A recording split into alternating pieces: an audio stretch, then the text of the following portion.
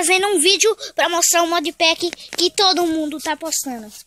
Para quem não sabe, o modpack tem vários mods. E esse modpack tem o mod da Big Berta, do Aether, vários mods. Eu vou deixar aqui do modpack aí na descrição e o link do Block Launcher. E também o canal do Duter, que foi o primeiro youtuber que postou esse modpack. Eu acho que foi o primeiro, né? Porque eu acho. Mas os criadores do modpack vão ficar aparecendo quando você estiver jogando. O modpack é esse. Você tem que fazer. Na verdade, você tem que fazer isso para olhar. Você tem que apertar em importar. Local storage. Você pesquisa onde você deixou.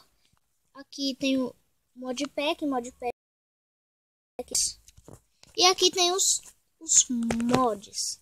Vai ter alguns que você, quando extrair os mods, eles ainda vão estar para extrair. Você vai ter que extrair lá nos downloads e extrair.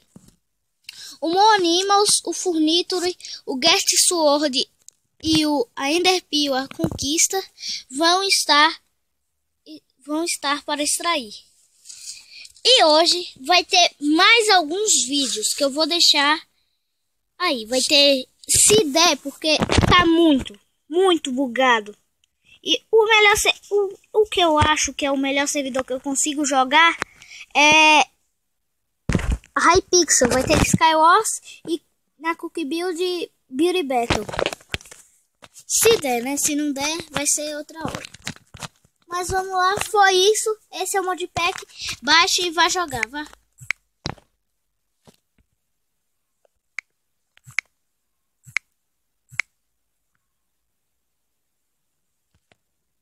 Nossa.